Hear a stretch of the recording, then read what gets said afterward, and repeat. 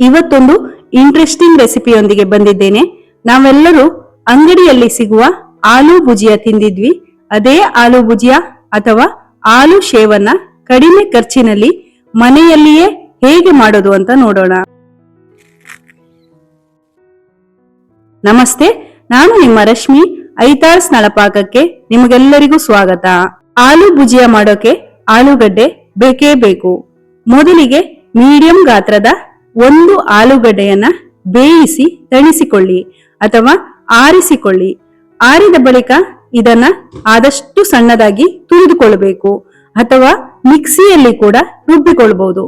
ತುರಿದಾದ ಮೇಲೆ ಕೈಯಲ್ಲಿ ಸ್ಮ್ಯಾಶ್ ಮಾಡಿ ಅದು ಸ್ಮೂತ್ ಆಗಬೇಕು. ಒಂದು ಬೌಲ್ಗೆ ಅರ್ಧ ಟೀ ಸ್ಪೂನ್ ಜೀರಿಗೆ ಪುಡಿ, ಅರ್ಧ ಟೀ ಸ್ಪೂನ್ ಚಾಟ್ ಮಸಾಲ, ಅರ್ಧ ಟೀ ಸ್ಪೂನ್ ಆಮ್ಚೂರ್ ಪುಡಿ, ಅರ್ಧ ಟೀ ಸ್ಪೂನ್ ಉಪ್ಪು, ಅರ್ಧ ಟೀ ಸ್ಪೂನ್ ಖಾರದ ಪುಡಿ, ಕಾಲು ಟೀ ಸ್ಪೂನ್ ಗರಂ ಮಸಾಲ ಇವೆಲ್ಲವನ್ನ ಸೇರಿಸಿ ಮಿಕ್ಸ್ ಮಾಡಿಕೊಳ್ಳಿ.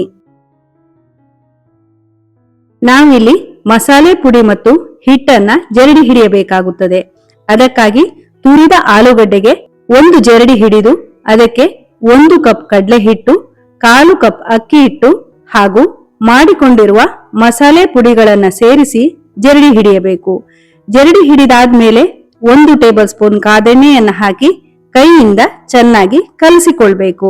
ಇದಕ್ಕೆ ನೀರು ಹಾಕುವ ಅವಶ್ಯಕತೆ ಇಲ್ಲ, ಯಾಕಂದ್ರೆ ಆಲೂಗಡ್ಡೆ ನೀರು ಬಿಡುತ್ತದೆ. ನಾನಿಲ್ಲಿ ಮಾಡಿಕೊಂಡಿರುವ ಪ್ರಮಾಣ ಕಡಿಮೆ ಇರುವುದರಿಂದ ನೀರನ್ನ ಸೇರಿಸುವ ಅವಶ್ಯಕತೆ ಇಲ್ಲ. ನೀವು ಜಾಸ್ತಿ ಪ್ರಮಾಣದಲ್ಲಿ ಮಾಡೋದಿದ್ರೆ ಬೇಕಾದಲ್ಲಿ ಸ್ವಲ್ಪ ಪ್ರಮಾಣದಲ್ಲಿ ನೀರನ್ನ ಸೇರಿಸಬಹುದು. ಹಿಟ್ಟನ್ನ ಈ ರೀತಿಯಾಗಿ ಕಲಸಿಕೊಳ್ಳಿ. ಕೊನೆಯಲ್ಲಿ 1 ಟೀ ಸ್ಪೂನ್ ಎಣ್ಣೆಯನ್ನ ಹಾಕಿ ಪುನಃ ಕಲಸಿ. ಹಿಟ್ಟು ಕೈಗೆ ಅಂಟಬಾರದು ಅನ್ನುವ ಉದ್ದೇಶದಿಂದ ಸ್ವಲ್ಪ ಪ್ರಮಾಣದಲ್ಲಿ ಎಣ್ಣೆಯನ್ನ ಸೇರಿಸಿದ್ದೀನಿ. ಅಚ್ಚಿನ ಸುತ್ತ 1 ಟೀ ಸ್ಪೂನ್ ಎಣ್ಣೆಯನ್ನ ಸವರಿ ಸಿಲಿಂಡರ್ ಶೇಪ್ ನಲ್ಲಿ ಹಿಟ್ಟನ್ನ ಮಾಡಿ ಮೌಲ್ಡ್ಗೆ ಹಾಕಿ ಮುಚ್ಚಳವನ್ನ ಮುಚ್ಚಿ ಎಣ್ಣೆಯನ್ನು ಕಾಯಿಸಿ. ಎಣ್ಣೆ ಕಾದ ಮೇಲೆ ಮೀಡಿಯಂ ಫ್ಲೇಮ್ ಅಲ್ಲಿಟ್ಟು ಎಣ್ಣೆಗೆ ಈ ರೀತಿ ಬಿಡಿ. ಚೆನ್ನಾಗಿ ಗರಿ ಆಗುವವರೆಗೂ ಫ್ರೈ ಮಾಡಿ. ಒಂದರ ಮೇಲೊಂದು ಹಾಕಬಾರದು. ನೊರೆ ಪೂರ್ತಿಯಾಗಿ ನಿಂತ ಮೇಲೆ ನಿಧಾನಕ್ಕೆ ತಿರುವಿ ಹಾಕಿ. ಎಣ್ಣೆಯಲ್ಲಿ ಕರಿದು ತೆಗೆಯುವಾಗ ಸ್ವಲ್ಪ ಮೆತ್ತಗೆ ಇರುತ್ತದೆ. ಆರಿದ ಮೇಲೆ ಚೆನ್ನಾಗಿ ಗರಿಗರಿಯಾಗಿರುತ್ತದೆ.